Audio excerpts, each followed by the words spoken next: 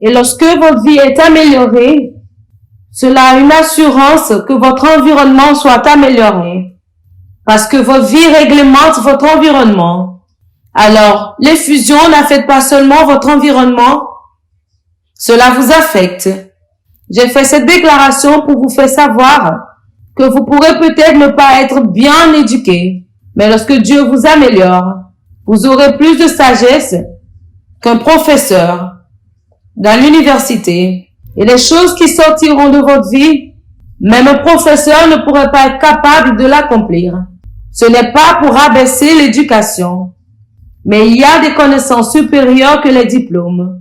La vie d'un homme est supérieure à un morceau de papier. C'est la sagesse à l'œuvre en lui qui définit le niveau d'impact qu'il fait dans une génération. Alors la deuxième chose que l'effusion fait, c'est d'améliorer la qualité de votre existence. La troisième chose que l'effusion s'assure de faire, c'est de s'assurer que tout le monde est affecté. Dans Joël chapitre 2 verset 28, la Bible dit, « Et dans ces jours, il dit, après cela, je répandrai mon esprit sur toute chair. Il dit que vos fils et vos filles prophétiseront, vos vieillards auront des songes, et vos jeunes gens des visions. » Alors lorsque l'effusion vient, personne n'est laissé pour compte. C'est seulement dans la technologie de l'effusion que Dieu s'assure que tout le monde soit béni. J'espère que vous vous êtes souvenus lorsque cela s'est passé dans la chambre haute. La Bible dit qu'ils étaient revêtus de langues de feu sur la tête de chaque homme, sur la tête de tout homme. Il a dit, demande-moi la pluie de l'arrière-saison. Il a dit, je ferai des nuages et la pluie tombera sur toute herbe. Alors lorsque l'effusion vient, il y a une assurance pour toute personne. Parce que l'effusion insiste que toute personne soit inclue. Parce que voici la saison de l'effusion. Je décrète sur chaque tête ici, que ce soit en ligne ou que ce soit en présentiel. Personne ne sera exempté. C'est pour cela que nous parlons des opérations des esprits comme ceci, qui ont la puissance d'affecter votre environnement, qui ont la puissance d'améliorer votre vie. Et cela a la puissance d'inclure et d'impliquer tout le monde. C'est seulement dans la situation d'une effusion que personne n'est exempté, que ces personnes soient lettrées ou illettrées, que ce soit jeune ou vieux, que ce soit mâle ou femelle. L'effusion insiste qu'il y a une mesure pour tout le monde. Tout un chacun de vous, sous le son de ma voix, il y a une mesure pour vous ce soir. Et je décrète sur vos vies que votre désert est tourné à une terre féconde. Et votre terre féconde est comptée pour une forêt. Je décrète sur votre vie que n'importe où vous avez des limitations, votre vie est améliorée par l'Esprit. Merci Père.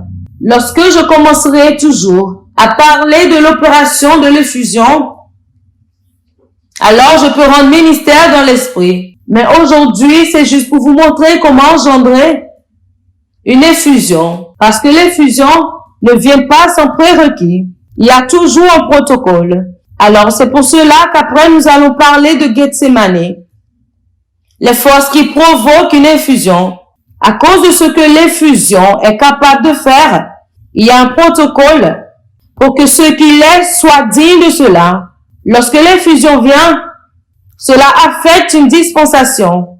Cela affecte une génération. Cela affecte tout le monde autour de cette atmosphère. Alors ce n'est pas quelque chose que Dieu peut jeter négligemment.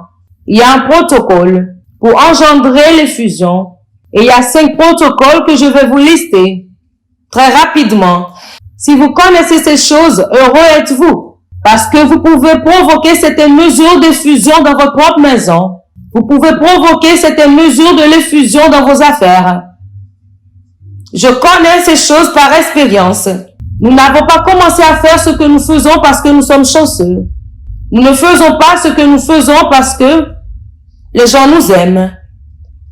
Nous faisons ce que nous faisons parce qu'il y a une puissance qui insiste que nous devrons faire cela. Si cela ne tenait qu'aux hommes, maintenant nous serions déjà enterrés.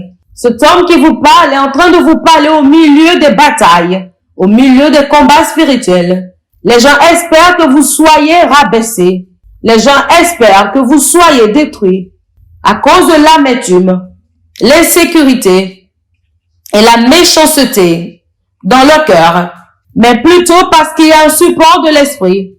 Et même si toute une génération se retourne contre vous, vous continuez d'avancer.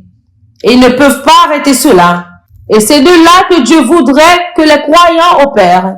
Pensez-vous que les gens se soucient de votre impact? Pensez-vous que les gens se soucient du fait que vous bénissez d'autres personnes? Des milliers d'âmes sont gagnées dans le royaume tous les jours. Les veuves sont nourries et les vies sont transformées. Je ne peux pas vous dire les bandits qui viennent se repentir, qui pleurent même à cause du message qu'ils ont entendu, mais des hommes méchants qui continuent de penser seulement à eux-mêmes et qui souhaitent que vous soyez en bas. Et ils font toutes choses possibles pour vous renverser.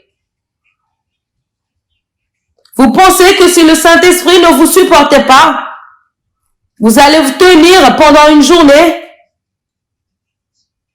Je parle sur la vie de quelqu'un aujourd'hui. Toute force qui se ligue contre vous pour votre destruction, devant vous, ces forces seront renversées. Vous ne savez pas ce pourquoi nous avons besoin d'une effusion.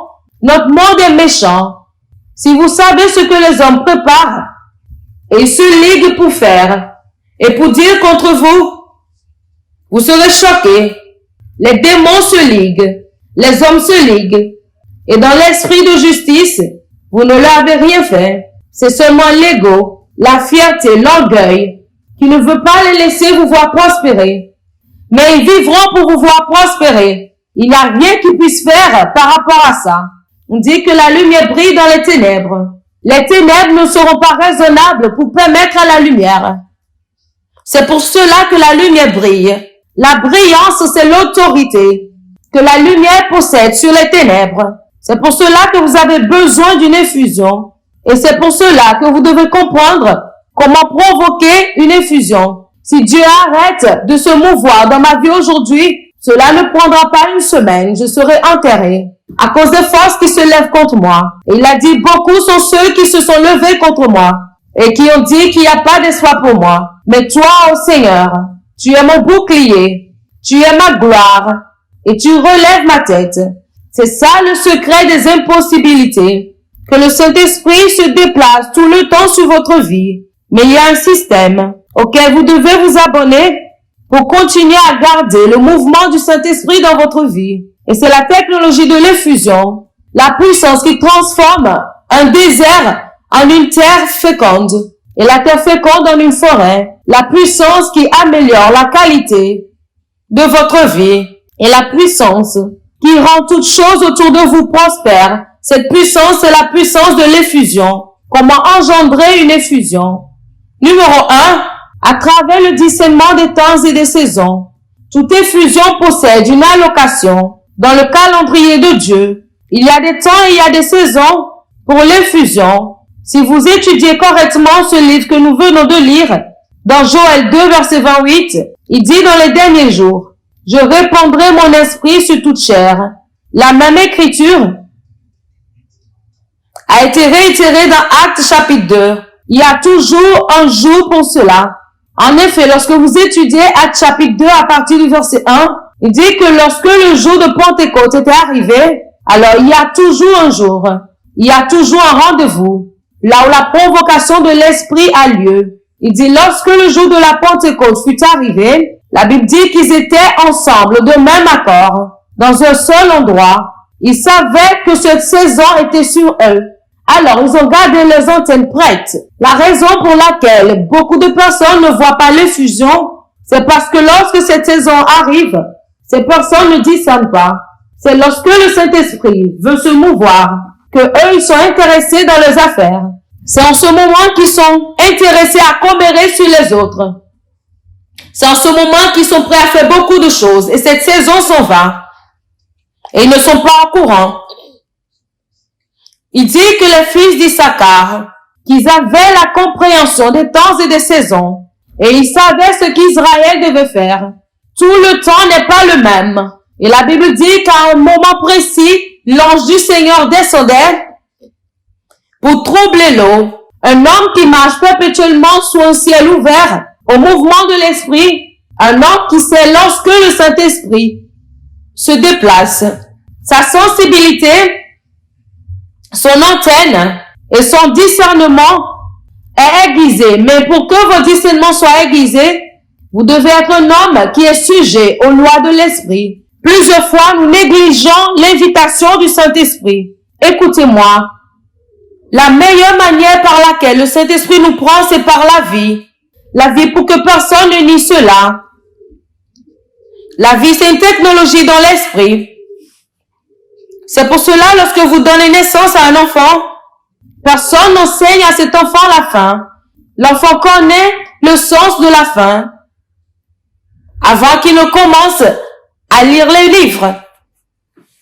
Lorsque l'enfant naît, cet enfant connaît exactement par où le repas ou la nourriture entre dans le corps. Personne n'enseigne à l'enfant que c'est la bouche qu'il doit utiliser pour manger. Il commence à utiliser la bouche pour chercher ce qu'il doit manger. Parce que la vie en elle-même, un programme éducatif. Alors lorsque le Saint-Esprit voudrait commencer à vous enseigner, le premier enseignant qu'il utilise, c'est la vie. Et la manière dont la vie opérera, c'est qu'elle opérera par les invitations, le savoir, l'inspiration. Et vous découvrirez que lorsque la saison de l'effusion vient, le Saint-Esprit commence à vous inciter. Parfois, il vous dit de prendre un moment de jeûne. Parfois, il va vous parler d'une retraite. Parfois, il commence à vous séparer de beaucoup de choses. Les gens qui ont l'intelligence spirituelle savent que lorsque de telles incitations commencent à se produire, ça veut dire que les nuages se sont rassemblés dans l'esprit. Parce que c'est lorsque les nuages se rassemblent qu'elles se vident sur la terre. Mais beaucoup de croyants ne sont pas sensibles aux incitations. Alors, ils ont raté beaucoup d'effusions. Le premier protocole d'une effusion, c'est le discernement des temps et des saisons. Alors, le discernement vient à travers les incitations et le savoir de l'esprit. Vous n'êtes pas faible. C'est juste que vous n'avez pas appris comment utiliser vos âmes. La Bible dit que nous sommes merveilleusement créés. Nous sommes un spécimen étrange. Même les anges nous regardent avec admiration. Ils sont étonnés lorsqu'ils nous voient. Éphésiens 3, verset 10 dit que l'Église doit enseigner aux anges la sagesse variée de Christ. La Bible dit que nous devons enseigner aux anges, pas seulement les anges, mais même aux principautés, la sagesse infiniment variée de Dieu. Parce que nous sommes un spécimen étrange dans le royaume de Dieu, à cause des choses que Dieu a mis en nous. Et en effet, la Bible dit qu'il a plu au Père que la plénitude de la divinité demeure complètement en Christ. Et la Bible nous fait comprendre que Christ se trouve en chacun de nous. Il dit Christ en vous, l'espérance de la gloire. Cela veut dire que la plénitude de la divinité demeure en vous. Il n'y a pas un ange qui porte cette mesure. Nous sommes des êtres étranges. Mais le problème, c'est que nous sommes trop sensibles au monde extérieur. Nous ne sommes pas sensibles au monde intérieur. Le monde à l'intérieur de vous est plus grand que celui à l'extérieur. Il ne s'agit pas ici d'être un prédicateur. Il s'agit d'être une personne spirituelle. Parce que c'est là que se trouve votre profit. Beaucoup ne peuvent pas discerner les temps. Ils ne peuvent pas discerner les saisons. Alors, ils se déplacent de lieu en lieu pour chercher de l'aide. Cependant, ils sont censés être le secours que le monde recherche. Il dit, vous êtes la lumière du monde. Une ville située sur une montagne ne peut pas être cachée. Mais si vous devez opérer dans cet ordre, vous devez devenir vivant dans l'esprit. Alors, le premier protocole de l'infusion, c'est le protocole du discernement. Je prie pour quelqu'un aujourd'hui. Votre sensibilité spirituelle pour le compte de cette rencontre sera révélée. C'est seulement les chrétiens qui prennent les choses comme cela pour acquis. Les sorciers, Ils connaissent les moments. Donnez un seul signal dans l'esprit et tout sorcier est alerté. Ils peuvent prendre ces signaux et ces vibrations parce qu'ils travaillent par signal. Ils sont tellement secrets que vous n'allez même pas les retrouver se rassembler comme ceci. Ils savent comment prendre les signaux dans la nuit et savent comment se connecter pour se téléporter, pour se rencontrer à l'endroit où ils font leur réunion. Parce que toutes les choses dans ce règne est gouverné par le secret. Alors, tout sorcier comprend les signaux et les mouvements. C'est seulement un croyant, même lorsque vous annoncez cela, il ne peut pas capter cela.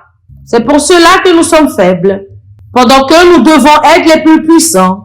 Il dit, j'ai vu une abomination sur la face de la terre, que les mendiants montent à cheval, pendant que les princes sont en train de marcher, parce qu'ils ne savent pas ce qui a été fait pour leur avantage. Pendant que vous quittez cette rencontre, quelque chose se produira à votre esprit. Il n'y a personne qui m'écoute aujourd'hui qui ratera un moment spirituel. Le deuxième protocole d'une effusion, c'est l'obéissance.